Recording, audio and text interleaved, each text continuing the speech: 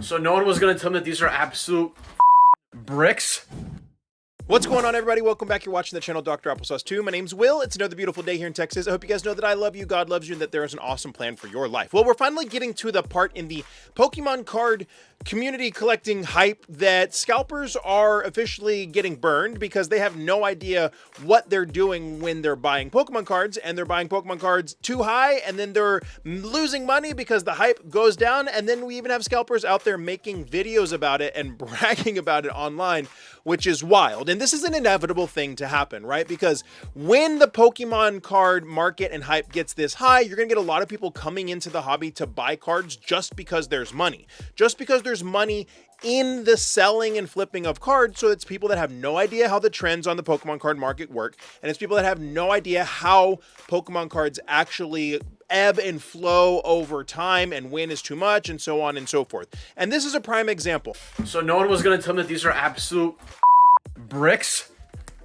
What? So my first order of these Destined Rivals Japanese releases. First of all, they're not destined rivals. It's the glory of Team Rocket.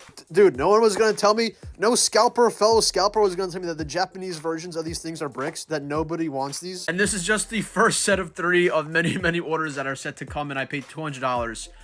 Basically, Scalper got scalped. I paid resale prices for the Japanese release, and now I'm cooked. So if anybody wants them for $200 or more, let me know. So this guy admits to paying $200 per booster box for the glory of Team Rocket booster boxes, which was about the height of the aftermarket price on these. And the fact that the MSRP is about 40 bucks shows that that's a massive peak. Now, many of us would have known going into it that that's probably as high as it's going to get, or if not, there's not a lot of room there to actually make profit if you're trying to profit off of it.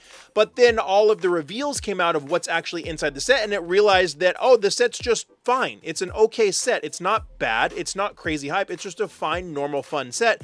And prices have plummeted on those booster boxes, where you can see them selling now for about $140 as of today, which is still astronomically expensive compared to the $40 MSRP price point. But that's a huge loss. That's a loss of $60 per box if this scalper dude was going to attempt to sell them at cost. And what's interesting about this is this isn't the first time this guy has done this. Here, nobody wants them. Nobody wants Pokemon cards anymore. I'm the scalper that scalped too hard and got caught up with too much inventory on this. As you can see, he also purchased too much on the Journey Together boxes and lost money on those because he probably bought them at the peak, not really understanding how the market goes, and then as things started to go down, he lost money. This is something, like I said, that is inevitably going to happen when the Pokemon card market is like this, is there is such a flood of people flooding in just to make money that they don't really understand or pay. They're like, oh my God, Pokemon cards are hyped. They're probably $200 a box. Sweet, I'll probably be able to sell them for $250 or $100 in ETB. I'll probably be able to, whatever the case may be. And then they end up getting burned. And the reason I bring this up is because this is a good thing for collectors. This is a W for collectors. Scalpers getting burned because they're not intelligently purchasing means more scalpers are going to leave. Scalpers are going to get scared, and hopefully the market can start to cool off a little bit. Now, I don't slight anybody for wanting to make money in ways that are legal. I'm not trying to make anybody not be able to feed their kids, but as a collector at heart, there's always this little battle between scalpers versus collectors, right? And this is a win for collectors. Now, it is interesting. He got called out and told to go get a real job, and then he made a response video saying, I don't need a real job, showing like the net worth of his company that he runs, teaching people how to flip and resell, and content creation is worth like $500,000 or something like that. And then he also goes back and says that the video for the Journey Together thing was clickbait, and he doesn't collect Pokemon cards anymore. Or, I'm sorry, that he doesn't sell Pokemon cards or scalp Pokemon cards anymore. But just 3 days ago, he made another video buying the newest set. So it's very interesting that we have scalpers, we have content creators like myself, and then we have scalpers who are also content creators, and they're exposing themselves for being into Pokemon card scalping and really having no idea what they're doing or what they're buying. And the good news about this is, yeah, the glory of Team Rocket booster boxes are still incredibly expensive at 140 bucks a box. I'm not buying at that price. I personally don't think you should either.